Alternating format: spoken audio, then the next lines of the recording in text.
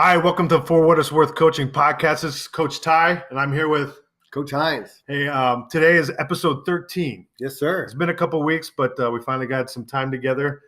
And we got two busy guys here. Two busy guys, and we finally found some time to do at least one podcast today. Yes, sir. So today's episode 13, and today is going to be about everything you do is an evaluation. Before we get into that, we're going to bring up a company that's sponsoring us. Right. We're brought to you by GameStrat. GameStrat. Yeah. Those of you guys that don't know, GameStrat is, in my opinion, one of the best companies out there. Customer service is bar none far superior than anyone I've ever worked with before.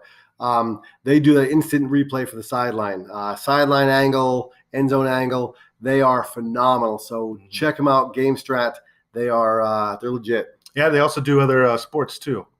Yeah, it doesn't matter. Huh? Yeah. Well, they do a lot of other sports. Being a football guy, that's all I care about. But GameStrat will hook you up. They're phenomenal. Yeah, and I just want to remind you, it's still baseball season. We also want to give a shout out to JC Navarro at JC Navarro Films. He was doing our video and editing before, but he, like us, he started something new, and his business is starting to take off, and he got really busy. So we're improvising. We're using my computer on a little stand and using no microphones that my buddy Jason Sullivan gave to us. But so that's everyone. Let's get into the podcast. Absolutely. So today's everything you do is an evaluation. Yeah, Coach Ty and I were talking earlier, so many of our podcasts just come off of, we joke around from different tweets I have, but it's really from conversations he and I have had, that things we share with our players. And one thing I know that both of us have said to our players for years is everything they do is an evaluation. So we want to break down, we're going to jump around to different things about how it applies to sports and the workforce and everyday life, in our marriages, but everything we do is an evaluation. My wife and I used to talk to our kids. We grew up or raised our family in small town New England before moving here to San Diego. And our kids used to say, we can't go anywhere without someone knowing you. Oh, definitely. As a teacher and a coach, I know it's the same for you and your boys. And we used to joke around with them, saying, hey, just be careful. No matter what you do, someone's going to see what you're doing. We got eyes everywhere. Exactly. Yeah. And it's a good thing. I think, especially in the world we live in today, I think there are more eyes on us than we realize. We when you and I were growing up, and we're not old. Not old at all. I think Coach Ty is 4 years older than me. You wish. Yeah, I do. But billboards were a thing. I know they still exist nowadays, but companies want to brand what they had by putting a massive billboard on the side of the highway, side of the road. Definitely. And nowadays, we not just our players, but we're all walking billboards. Definitely.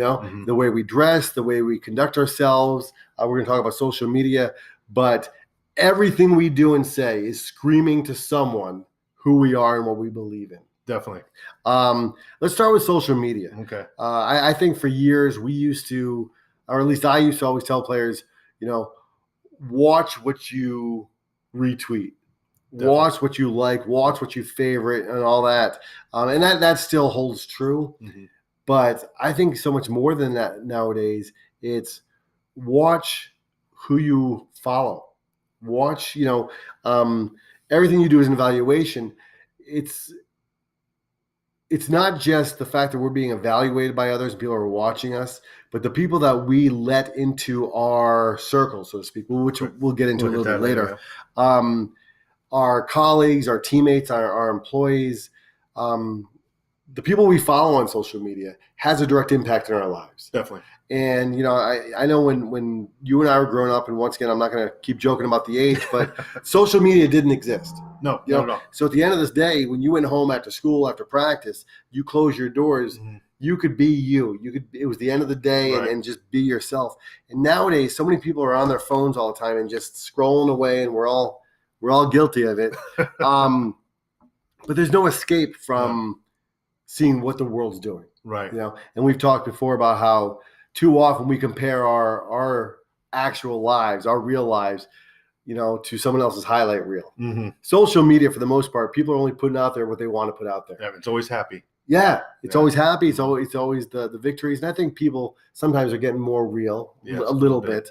But there's a danger in for all of us following people that aren't adding value to our lives. Definitely. You want to talk a little bit about Well, I want to go back to the walking billboards. Back when we were younger and you had the billboards. Billboards, you were just in a small area, and it just hit that little area. But when you start getting on that social media, it opens it wide open, and you're like nationwide. You can be even worldwide. Yeah. And I think a lot of people don't understand, and they maybe do. They get their little 15 minutes of fame. That when they do open up the social media Pandora box, it could be. You open yourself up to a lot more than just your local community. To the next state, in the college that's looking at you in Florida, and you're in Southern California, and they can see exactly what you're doing, who you're hanging out with, what you're doing. If you're, hopefully you're doing everything good that you're supposed to, they're going to watch that. Yeah, that's a great point because the benefit if you're, none of us are perfect, but if you're living your lives in a positive way, trying to make the world a better place. As you mentioned, years ago, you had a reach that was only so far. Your town, your community, depending on how big you got, and your influence, maybe your state, and now, as you mentioned, it's worldwide, and that can be a very positive thing. Yes, people that are using Snapchat or any of the social media platforms, and I'm not knocking Snapchat, but used to think, hey, it's gone after 10 seconds. We all know this now. People are screenshotting. People are taking videos. Video shotting, I guess, is a new thing now I didn't know about. I don't even know what that is. It's out there. It's a new term. It's out there. And there are going to be future college coaches that want to recruit the young men or young women we coach, future employers that before they even check LinkedIn, well before that, or before they call our references, they're going to hop on the social media platforms. And I think some kids nowadays, they have the Finsta, the fake Insta. Where they have the one they let mom and dad see. Oh, yeah, definitely. And then they have the one that only their buddies know about. People are going to find out. Sooner or later, everything comes to light. Definitely. And just I think our warning to people out there and a reminder to ourselves is that we just be aware. We should only be doing things that are positive. We always I say to my players, if you don't want your mom to know about it, your pastor, your principal, your coach, future employer, don't do it, don't share it, don't tweet it. But Don't do anything that is going to get yourself kicked off a team, get yourself out of the running for a job, or cost you a scholarship, because sooner or later people are going to find out what you're doing. Oh, definitely. Our next topic is your body language. That's a huge one. It's just we both, Coach Ty and I, have talked before about when we are meeting new players about eye contact and firm handshakes and the importance of that.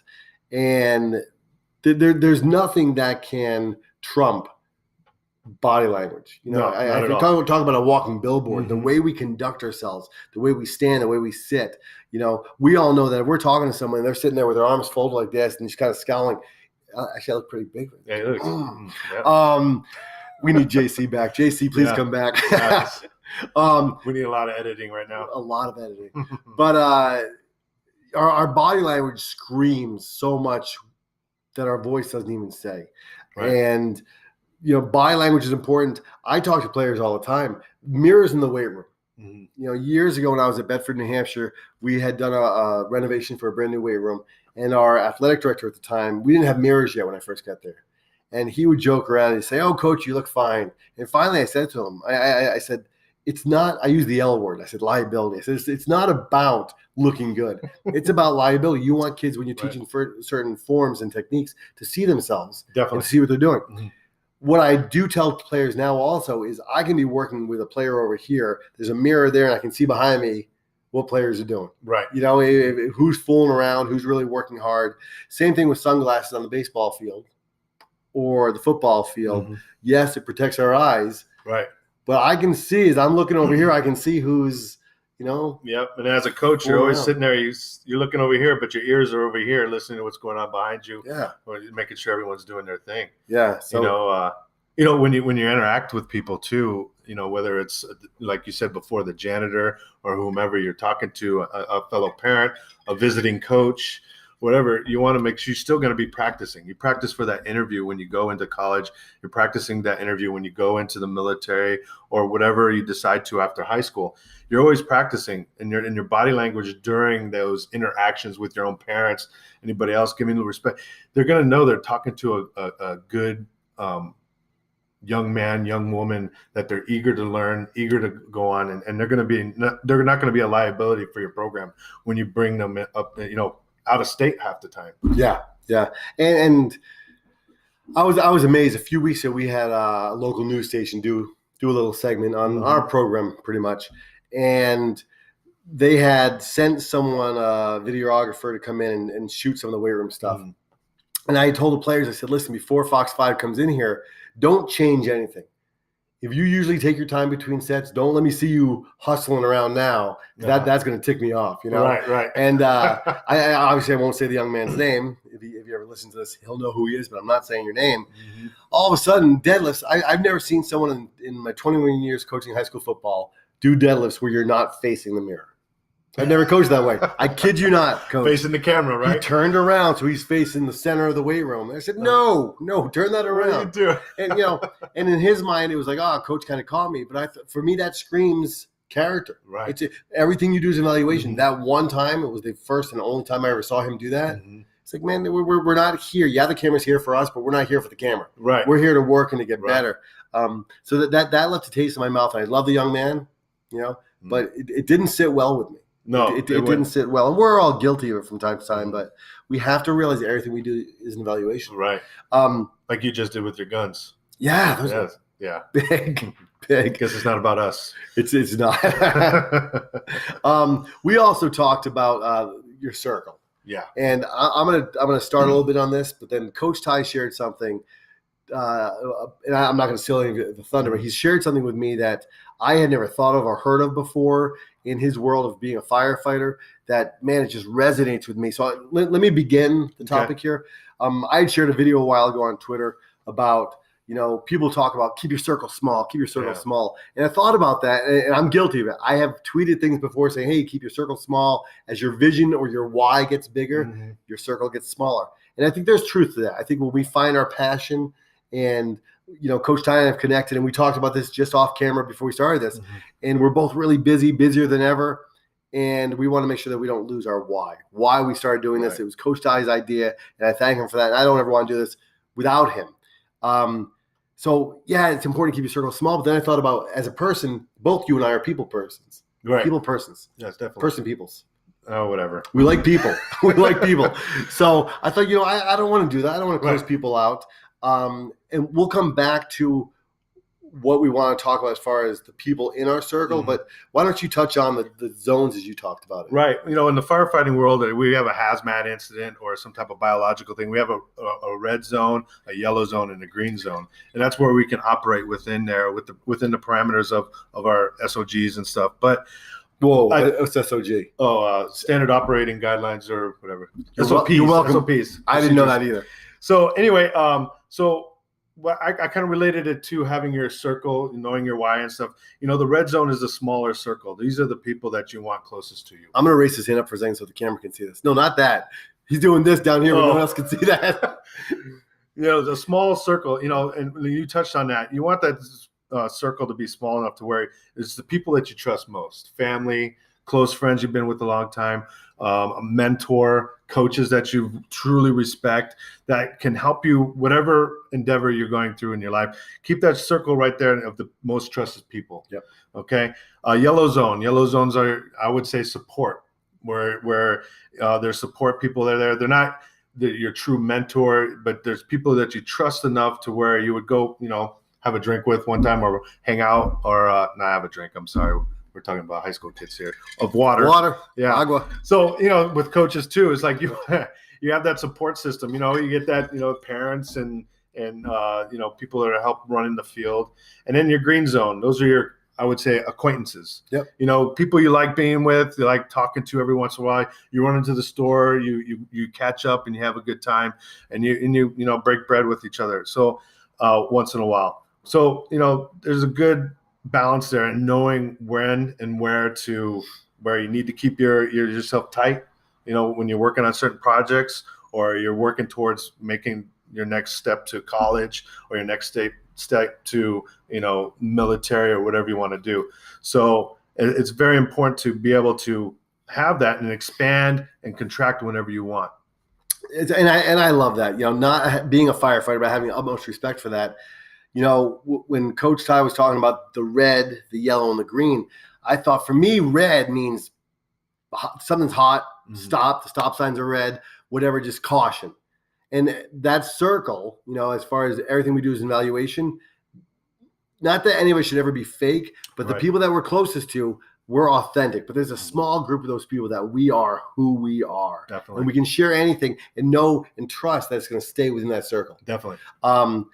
I had, for me, it's that red zone is people that you have been through the fire with, are willing to go through the fire with, literally or figuratively. I think about it with my coaching staff. I'm blessed to have a great staff, but there's about 2 or 3 coaches, and they know who they are, that they're in that red zone. I haven't called it the red zone before, but I bounce a lot of things off them. And something that maybe doesn't have as serious of a impact, I'll talk to all the coaches about. Definitely. And then that green zone, the stuff that the players and the families, they may not know all the inner workings of that, but it affects all of them. Right. It's like Meet the Fockers. Bring it in. You're in the circle. You're out of the circle. You're in the circle again. That's awesome. If you haven't watched that movie, this is not an endorsement for that movie, but great movie. Yeah, definitely. We also talked about to go full circle, back to the circle.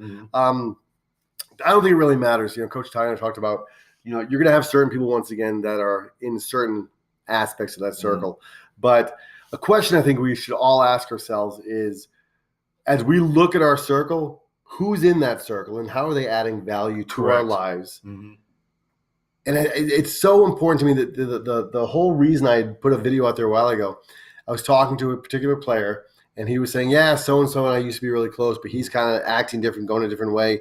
And I looked at him, I said, why are you hanging out with him anymore? And these are teammates that have an impact on our team and our success. And I said to him, I said, don't shun him. Don't ignore him. Don't be rude. Don't ever talk behind his back.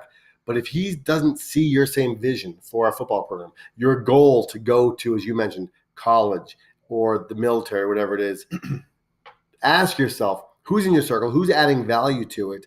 And how are you adding value to the people that are in your circle? Definitely. Because it's got to be a give and take. It's got to be something where we realize that we're not just benefiting from people in our circle, but we're blessing them as well. You never know, with those two in mind, he knows he's not in that circle of where he wants to go with the team and he's going this way. Well, this guy might realize, oh, maybe I should be going this way and getting back on board and getting back in that circle. Absolutely. I know when I was actually trying to become a firefighter, I was going at it alone. I didn't, I was going to school, and I was the oldest guy out there. I was in my 30s, and everybody else was like 19, 20 years old. Your son, Brock. Yeah. He's going, he's what, 21 years old? 21. 22? Yeah, he's going through it. So I was going up against those guys. But the thing is when you sit there and you evaluate where you want to go, what you want to do with your life, you got to get with like-minded people. Yes. That have the same goals and the same mind that you do. Because once you get into that circle, everything kind of opens up for you because all of you are going the same way. Someone may hear something that, hey, something's happening over here. Everyone goes over there and pivots. Yeah. Or it's like, this new test is coming out. This is what we need to study for, whatever, and go out this way. I heard this school in Iowa is looking for, a cornerback and they have a lot of money. So it's stuff like that you really need to consider when you go in. And, you never know, too. It's like when you do go to that interview, my son is in college right now, and he's studying electrical engineering, and he was having a tough time. And we had this talk not too long ago. And I said, well, hey, what about some guys in your class, another electrical engineers that are doing the same thing you do? Well, he went in there, and he found out there's a club that they're building a car, they're doing this, and everything helps pad his resume. And, him just talking about, you start getting that circle and it starts expanding more because everyone's like-minded and going for the same thing. Yeah. And it's a beautiful thing when it all works together and you're all working towards the same thing and you're going to get your goals. Yep. Absolutely. It's a village. Yes, it is. Yes, and then it with is. that social media going on, it's even bigger village. Yeah, and there is no end to the reach. Definitely. There's no end. To wrap it up, I think we started about talking about how everything you do is an evaluation. And really for us, it wasn't going off course, talking about your circle, because your circle is going to affect everything you do, either subconsciously or consciously. And as we walk throughout life, as we go throughout life, people are watching what you're doing. And we've talked about it before. I'm a firm believer, Coach, that everyone's a leader. Definitely. And people often, when I say that, and I know you and I are talking about like-minded, which is kind of scary, but we are like-minded. Sometimes people are like, no way, that guy's not a leader. That girl's not a leader. Right. Everyone's a leader. The question is, who are they leading, or who's following them, and where are they leading them? So realize that younger brothers, sisters, when you're a high school football player and you have a bad play and you come to the sideline, you throw your helmet down, which in our program, that drives me crazy. I won't say I'll lose it, but even the get back coach gets a little mad. Yes, he does. There's someone in the stands. There's some little fourth grader watching you who is evaluating what you're doing and going to model that or mimic that. So realize the power you have, each of us, to make a difference in someone's lives. Realize that everything you do and say and post and tweet and retweet is an evaluation of who you are, and it will at some point greatly affect your lives. Definitely. That's it. That's it. Take what's worth. Stay strong. All right.